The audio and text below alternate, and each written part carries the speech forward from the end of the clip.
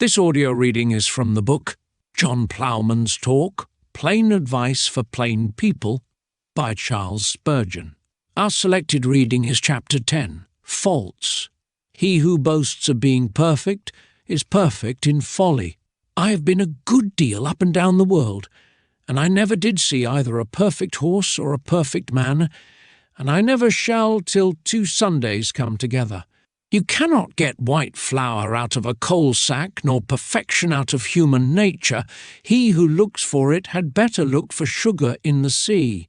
The old saying is, lifeless, faultless about dead men we should say nothing but good. But as for the living, they are all tarred more or less with the black brush, and half an eye can see it. Every head has a soft place in it, and every heart has its black drop. Every rose has its prickles, and every day its night. Even the sun shows spots, and the skies are darkened with clouds. Nobody is so wise but he has folly enough to stock a stall at Vanity Fair. Where I could not see the fool's cap, I have nevertheless heard the bells jingle. As there is no sunshine without some shadows, so is all human good mixed up with more or less of evil. Even poor law guardians have their little failings, and parish beadles are not wholly of heavenly nature. The best wine has its dregs. All men's faults are not written on their foreheads, and it's quite as well they are not, or hats would need very wide brims. Yet, as sure as eggs are eggs, faults of some sort nestle in every bosom. There's no telling when a man's sins may show themselves, for hares pop out of the ditch just when you are not looking for them. A horse that is weak in the legs may not stumble for a mile or two, but it is in him, and the rider had better hold him up well. The tabby cat is not lapping milk just now, but leave the dairy door open, and we will see if she is not as bad a thief as the kitten. There's fire in the flint. Cool as it looks, wait till the steel gets a knock at it, and you will see. Everybody can read that riddle, but it is not everybody that will remember to keep his gunpowder out of the way of the candle. If we would always recollect that we live among men who are imperfect, we should not be in such a fever when we find out our friends' failings. What's rotten will rend, and cracked pots will leak.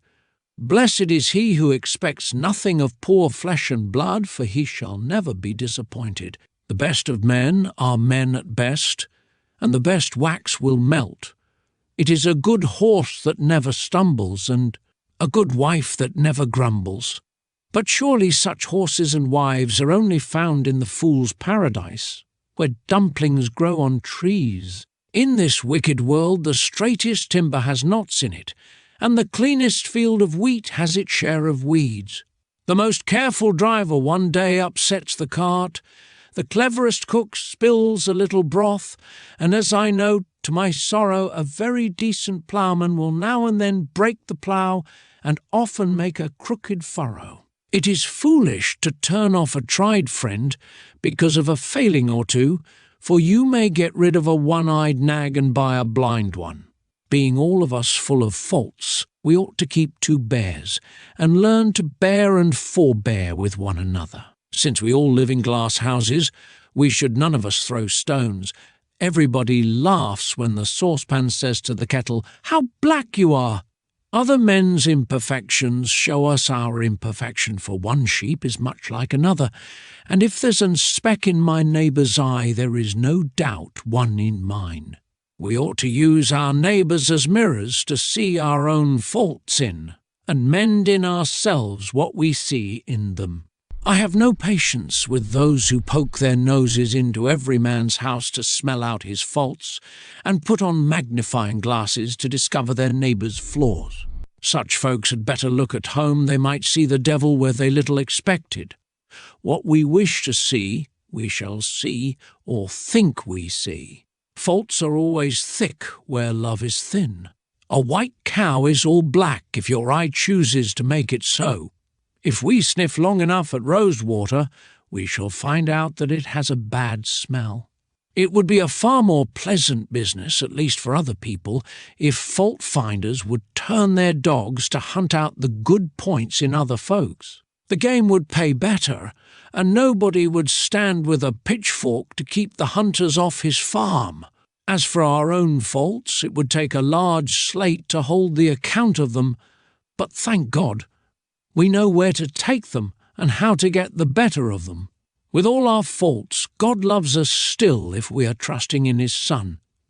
Therefore, let us not be downhearted, but hope to live and learn and do some good service before we die. Though the cart creaks, it will get home with its load, and the old horse, broken-kneed as he is, will do a sight of work yet. There's no use in lying down and doing nothing, because we cannot do everything as we should like. Faults or no faults, ploughing must be done. Imperfect people must do it too, or there will be no harvests next year. Bad ploughman as John may be, the angels won't do his work for him, and so he is off to do it himself. Go along, Violet. Gee, whoa, dapper. This concludes Chapter 10. Thank you for listening.